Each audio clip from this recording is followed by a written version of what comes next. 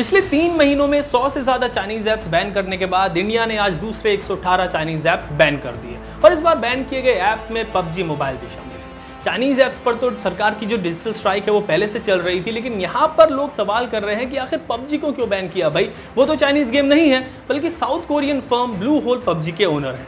तो आज के इस टेक टॉक वीडियो में मैं आपसे इसी पर बात करूंगा और बताऊंगा कि पूरी तरह चाइनीज गेम नहीं होने के बावजूद भी गवर्नमेंट ने पबजी को क्यों बैन किया, साथ ही जानेंगे कि आगे इंडिया में इसका फ्यूचर क्या होगा।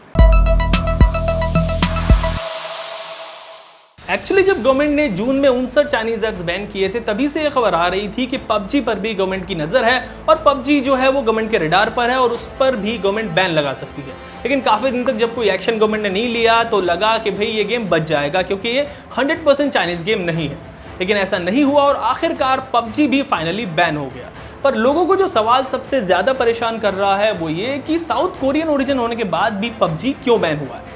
इसके जवाब के लिए आपको थोड़ा सा पीछे ले चलता हूं और बात करता हूं 2017 से। दरअसल 2017 में जब पबजी आया था तो ये गेम सिर्फ पीसीज और कंसोल्स के लिए था। इसको पबजी कॉर्पोरेशन ने बनाया था, जो एक south Korean video game company की सब्सिडरी कंपनी है जिसका नाम है ब्लू होल स्टूडियो।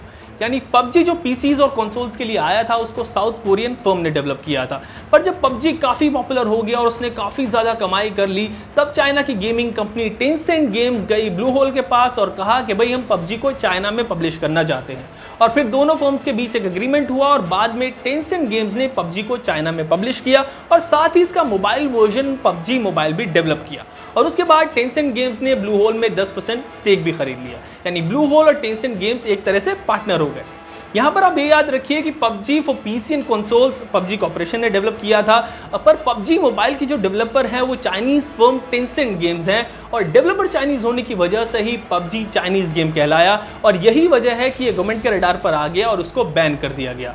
गवर्नमेंट का कहना है कि पबजी समेत जो 118 ऐप बैन किए गए हैं वो भी इंडियन यूजर्स के डेटा का गलत इस्तेमाल कर रहे थे और उसको देश से बाहर भेज रहे थे। वैसे टू बी ऑनेस्ट किसी ऐप का चाइनीज, इंडियन या फिर यूएस बेस्ड होना इज नॉट एन इशू है उस देश की पॉलिसीज। 2017 में बना चाइना का इंटेलिजेंस लॉ ये कहता है कि हर इंडिविजुअल और कंपनी को चाइनीज इंटेलिजेंस एजेंसीज के साथ कॉपरेट करना होगा।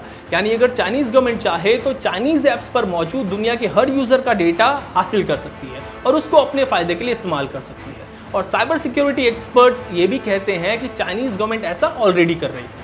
आप जानते ही होंगे कि कैसे हुआवे और ZTE के 5G नेटवर्क के जरिए चाइना पूरी दुनिया में एक सर्विलेंस वेब क्रिएट करना चाहता है। तो पबजी के मामले में भी बिल्कुल ऐसा ही है। टेंसेंट गेम्स जो पबजी के डेवलपर है उसके पास आपका डेटा सेफ नहीं है क्योंकि इसको चाइनीज गवर्नमेंट जब चाहे एक्सेस कर सकती है और ये हमारी देश की सुरक्षा के लिए खतरा बन सकता है। आपका डेटा इतना इंपॉर्टेंट क्यों होता है, इससे क्या साजिशें दूसरे देश कर सकते हैं, इस पर मैं एक डिटेल्ड वीडियो बनाऊंगा। पर आप अभी इतना याद रखिए कि आने वाले वक्त में जिसके पास जितना डेटा होगा वो उतना ही पावरफुल होगा। पबजी के बैन होने से गेमर्स और गेमिंग इंडस्ट्री को तो बड़ा नुकसान हुआ है, लेकिन जब बात देश की सुरक्षा की हो तो हर नुकसान छोटा लगने लगता है। देश की सुरक्षा को खतरा ना हो और आपका डेटा भी सेफ एंड सिक्योर रहे, इसी वजह से गवर्नमेंट ने जो है इन चाइनीज ऐप्स को बैन किया है और इसमें पबजी भी शामिल है। पबजी बैन पर और दूसरे चाइनीज ऐप्स पर जो बैन लगा है इस पर आपकी क्या राय है, ये आप मुझे हमारे कमेंट सेक्शन में जरूर बताएं और लेटेस्ट टेक रिलेटेड वीडियोस के लिए देखते रहें टेक टॉक। ABP न्यूज आपको रखे आगे।